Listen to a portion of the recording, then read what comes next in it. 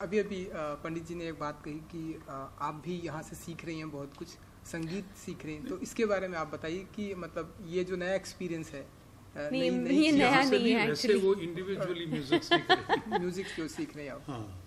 हाँ, और कितना सीखा आप तक?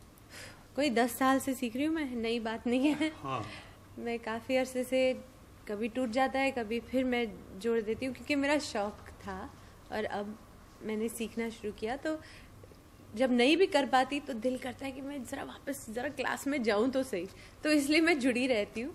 और जैसा कि शिवजी ने कहा कि you don't really need to know classical music, आप बस वहाँ पर बैठिए। जब मास्टर्स प्ले कर रहे होते हैं ना, जैसे शिवजी और जाकिर भाई, आप एक सच्ची में एक सेंटर पॉइंट होता है एंड उसी के इर्द गिर्द ये म्यूजिक घूमता है।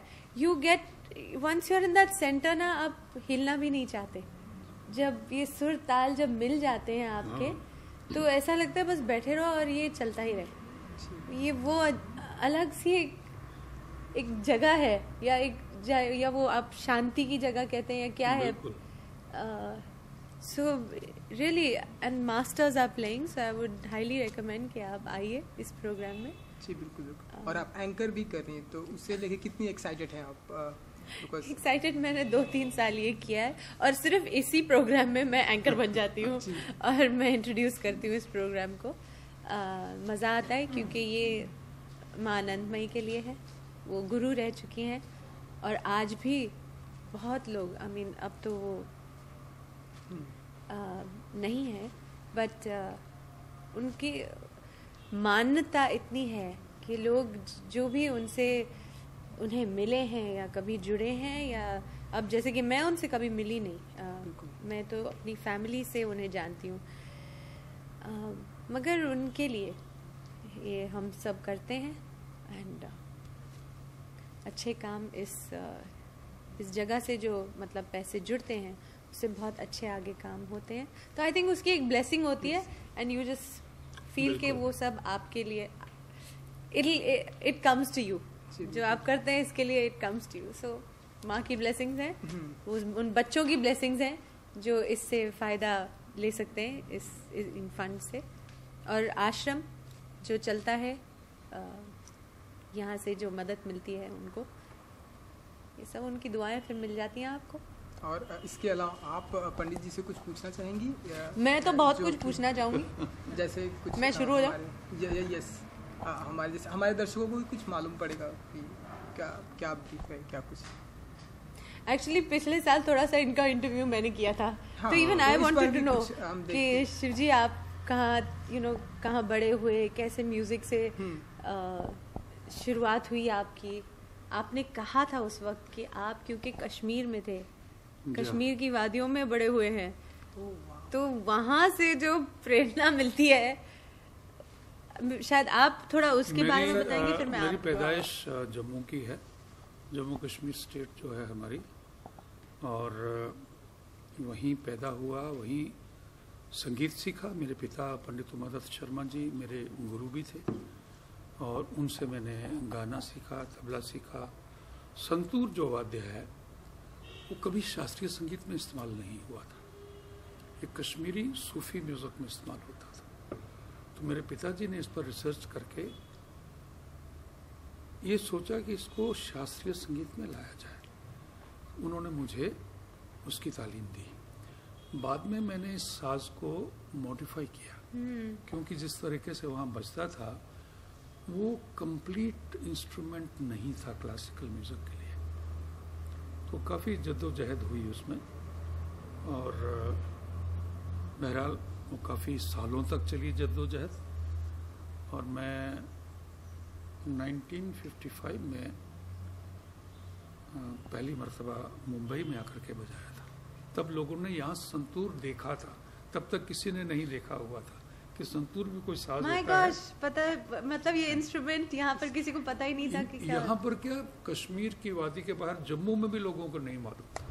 ओहो। वहीं पर महदूद था, वहीं बजता था। तो वो मेरा पहला परफॉर्मेंस यहाँ पर था।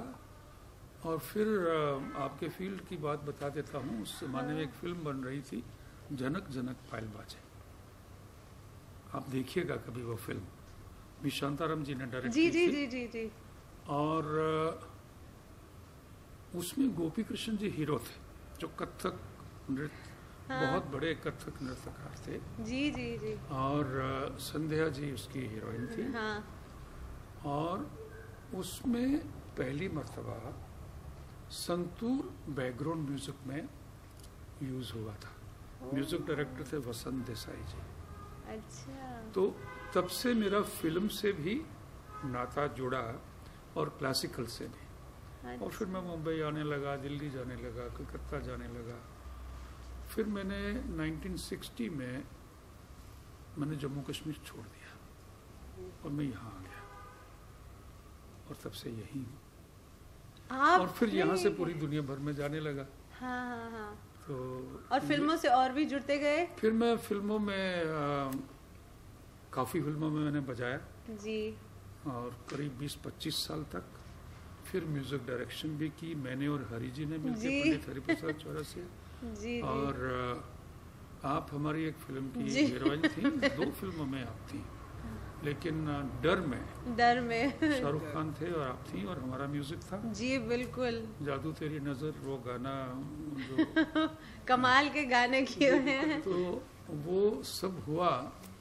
और एक और भी एचडी की फिल्म आपका एक गेस्ट आर्टिस्ट का रोल था चांदनी में। चांदनी में आपका म्यूजिक था? चांदनी में हमारा म्यूजिक था। ओहो हो, चांदनी में ऋषि कपूर, विनोद खन्ना जी और एक छोटी सी गेस्ट अपीयरेंस में। और उसमें गाना था बड़ा खूबसूरत। हाँ हाँ हाँ। लगी आज सावन की फिर वो झड़ी है, जिसमें आपको जी साथ में थी। तो उसके पहले सिलसिला हमारी पहली फिल्म थी। आपने इतनी बेहतरीन फिल्मों में ये यश जी की पहली फिल्म से हमने सिलसिला से शुरुआत की और डर तक जितनी उनकी फिल्में थी, जिसमें अपनी लम्हे भी थी, फासले थी, विजय थी, एक और फिल्म उन्होंने नडियाडवाला की बनाई थी, परंपरा, हाँ, मल्टी स्टार कास्ट थी, उसमें भी हमारा म्यूजिक था। तो बहुत मतलब यश जी के साथ 10-12 साल तक हम ही लोग म्यूजिक देते रहे। यस, और हर फिल्म बहुत अच्छी फिल्म है और बहुत अच्छा म्यूजिक। इनफैक्ट यश जी की फिल्मों में रोमांस और म्यूजिक ही तो होता था जो कि बेहतरीन होता था, तो सालों साल तक वही चलता रहता था। पोइट्री को भी इतना वो समझते थे, अप्रिशिएट करते थे, और उनको ये एक था कि अच्छा म्यूजिक और पोइट्री कैसे बनवाना है उसको, ये भी एक डायरेक्टर की सोच होती है। बिल्कुल। उनको इसमें एक ऐसा टेस्ट था उनका। तो आज भी आप वो गाने सुने जिस तरीके से उन्होंने पिक्चराइज किए हैं,